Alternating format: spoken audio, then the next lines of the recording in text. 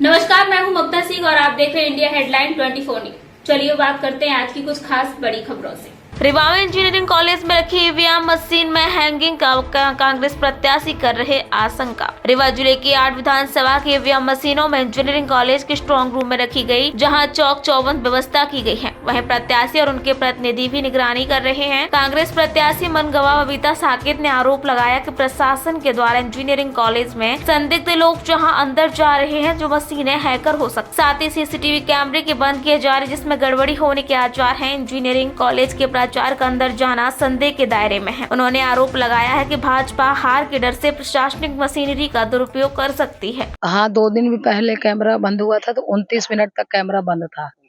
39 minute तक बंद था। 39 मिनट तक कैमरा बंद था। फिर जब ये लोग हल्ला उल्ला मचाए तो बोले कि वो टेक्निकल परेशानी है।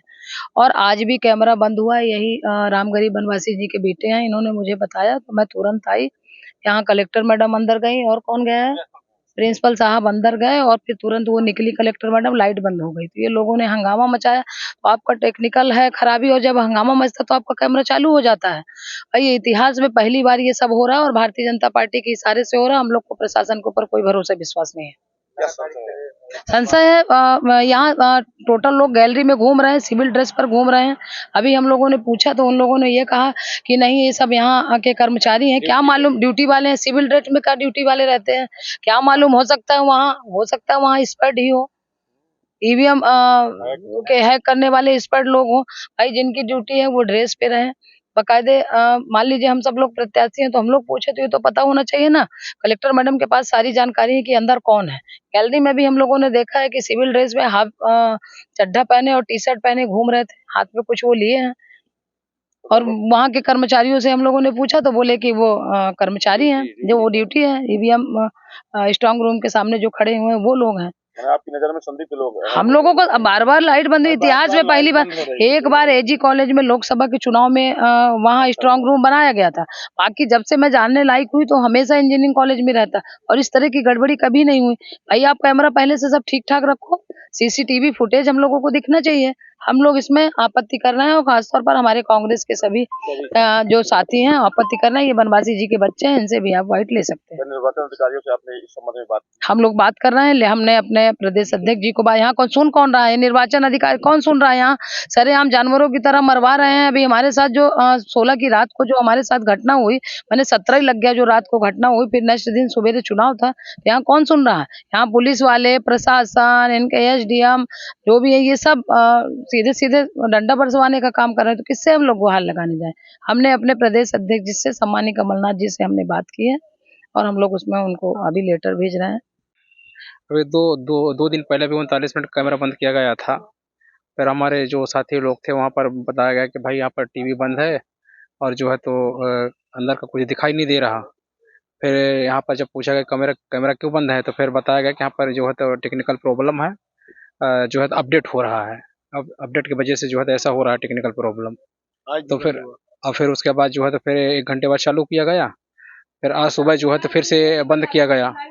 अब वो प्रिंसिपल साहब आए थे पूरे स्टाफ के साथ में, बोले हमारा काम है, और काम को वहाँ पर कुछ बैठे थे। बैठने के बाद फिर कलेक्टर साहब भी आई थी, और कलेक्टर साहब आने जैसे ही निकले उसके बाद जो है तो प्रिंसिपल ने बटन बंद कर दिए और बोले, जब यहाँ पे पूछा गया कि तो भाई ये कैमरा क्यों बंद हो गया, तो फिर प्रिंसिपल साहब ने कहा कि भाई वो गलती से बटन बंद हो गया है। फिर जब हमारे लोग थे तो वहाँ पर जब ऑब्जेक्शन लिए तो फिर बोले कि गलती से बंद हो गया, इसके लिए हम माफ़ी मांगे। उन्होंने माफ़ी मांग के तुरंत चले गए। स्ट्रांग रूम तो लॉक होगा ना? नहीं, स्ट्रांग रूम तो लॉक है, लेकिन टीवी जो है पूरा कैमरा बंद हो गया था। और फिर अंदर गए, अंदर से टीवी बंद कर दिया, टीवी पूरी। जी बिल्कुल, आज 10 मिनट के लिए बंद था करीब। प्रिंसिपल साहब ये बोले कि धोखे से बंद हो गई, ये कोई बात नहीं। क्या नाम है आपका? आद्रा प्रसाद खोल। मैं श्री रामगिरी बनवासी जी का बालक हूँ। देखिए, ये चुनाव जो हुआ है इस बार, हमने 5 चुनाव करवाए हैं और इतना अव्यवस्था भरा चुनाव कहीं नहीं रहा। हम लोगों को पूरे समय लड़ते बीता है और पूरे चुनाव में कहीं नियम कायदे का पालन नहीं किया गया है। और आज भी जो स्थिति बनी है, ये पहली बार बन रही है कि बार बार कैमरे बंद हो रहे हैं। हम लोगों के बार बार एक्शन लेने के बावजूद भी ना पावर बैकअप दुरुस्त किया जा रहा है, ना एक्सपर्ट बैठाए जा रहे हैं। हम लोगों को अभी कल अंदर नहीं जाने दिया गया, जबकि मैं इलेक्शन एजेंट हूँ। इलेक्शन एजेंट के पास में हमेशा काउंटिंग तक हम लोगों को अंदर आने जाने की परमिशन होती थी। कल मुझे रोक दिया गया, फिर दूसरा मुझे परिचय पत्र बनवाना पड़ा। आज इस कॉलेज का प्रिंसिपल पूरे स्टाफ के साथ, इंजीनियरिंग स्टाफ के साथ अंदर कैसे घुस गया? क्या व्यक्तिगत प्रॉपर्टी है उनकी? ये निर्वाचन के अंडर में है, आज उनका कॉलेज नहीं है। अब वो जिस तरह से अंदर जा रहे थे और जाते हैं जैसे वैसे कैमरा बंद हो जाता है। बाद में जो हमारे एजेंट जो यहाँ पे बैठे थे देख रेख के लिए, उनके द्वारा आपत्ति की जाती है, हम सबको फोन किया जाता है, हम लोग भी आते हैं, प्रेशर बनाते हैं, तो सॉरी बोल करके चले जाते हैं।